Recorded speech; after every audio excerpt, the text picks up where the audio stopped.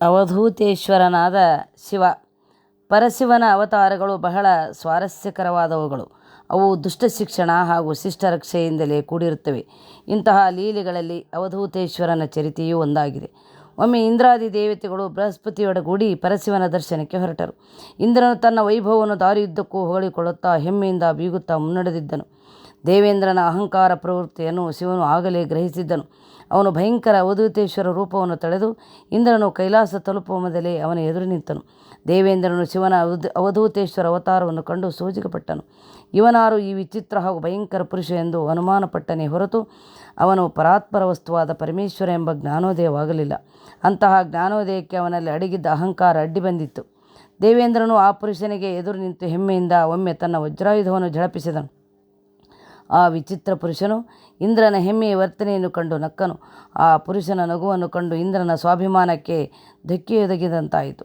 ಅವನು ಕೋಪದಿಂದ ಆ ಪುರುಷನನ್ನು ಕಂಡು, ಎಲ್ಲವೂ ನೀನು ಯಾರು? ಯಾವ ವಿಚಿತ್ರ ಪ್ರಾಣಿ? ನಿನ್ನ ಹೆಸರೇನು? ಮುಕ್ಕೋಟಿ ದೇವತೆಗಳ ಒಡೆಯನಾದ ನಾನು ಇಂದ್ರನ ಮುಂದೆ ನಿಂತು ನಗುವ ನಿನ್ನ ಧೈರ್ಯ ಶಕ್ತಿ ಎಷ್ಟಿರಬಹುದು ಎಂದು ಮತ್ತೊಮ್ಮೆ ತನ್ನ ವಜ್ರಾಯುಧವನ್ನು ಝಳಪಿಸಿದನು. ಆದರೆ ಇಂದ್ರನ ಅಹಂಪೂರಿತ ಪ್ರಶ್ನೆಗಳಿಗೆ ಅವಧೂತೇಶ್ವರರು ಯಾವ ಉತ್ತರವನ್ನೂ ನೀಡಲಿಲ್ಲ. ಇಂದ್ರನು ಅನೇಕ ಸಾರಿ ಪ್ರಶ್ನಿಸಿದರೂ ಆ ಪುರುಷನಿಂದ ಯಾವ ಉತ್ತರವೂ ಬರಲಿಲ್ಲ. ಇದರಿಂದ ಇಂದ್ರನ ಕೋಪವು ತಾರಕಕ್ಕೇರಿತು. ಅವನು ಅವಧೂತೇಶ್ವರರಿಗೆ ಕಡೆಯ ಎಚ್ಚರಿಕೆಯನ್ನು ನೀಡಿ ತನ್ನ ವಜ್ರಾಯುಧವನ್ನು ಮೇಲಕ್ಕೆತ್ತಿದನು. ಆದರೆ ಏನಾಶ್ಚರ್ಯ, ಇಂದ್ರನ ಕೈ ಹಾಗೆಯೇ ನಿಂತಿತು. ಭುಜವನ್ನು ಅಲುಗಾಡಿಸಲು ಸಹ ಸಾಧ್ಯವಾಗಲಿಲ್ಲ. ಅವಧೂತೇಶ್ವರನ ದೇಹದಿಂದ ಜ್ಯೋತಿಯೊಂದು ಹೊರಹೊಮ್ಮಿ ಆ ಶಕ್ತಿಯು ಇಂದ್ರನ ವಜ್ರಾಯುಧಕ್ಕೆ ಸ್ಪರ್ಶ ಮಾಡಲು ಅವನ ಆಯುಧವು ಭಸ್ಮವಾಯಿತು. ಇಂದ್ರನು ಶಿಲೆಯಂತೆ ನಿಂತುಬಿಟ್ಟನು. ಅವಧೂತೇಶ್ವರನು ಇಂದ್ರನ ಅಹಂಕಾರವನ್ನು, ಅವನ ಶಕ್ತಿಯನ್ನೆಲ್ಲ ಹೀರಿಬಿಟ್ಟನು. ಕಡೆಗೆ ಬೃಹಸ್ಪತಿಯು ಈ ಪುರುಷನು ಶಿವನ ಅವತಾರವಾದ ಅವಧೂತೇಶ್ವರರ ಎಂದು ತನ್ನ ಜ್ಞಾನದೃಷ್ಟಿಯಿಂದ ಅರಿತನು. ಅವನು ಪರಶಿವನನ್ನು ಅನೇಕ ವಿಧವಾಗಿ ಪ್ರಾರ್ಥಿಸಿ ಇಂದ್ರನನ್ನು ಕ್ಷಮಿಸಬೇಕೆಂದು ಬೇಡಿದನು. ಇಂದ್ರನು ಸಹ ಈ ಪುರುಷನು ಪರಶಿವನ ಅವತಾರವೆಂದು ತಿಳಿದು ಮನದಲ್ಲಿ ಶಿವನನ್ನು ಪ್ರಾರ್ಥಿಸಿದನು.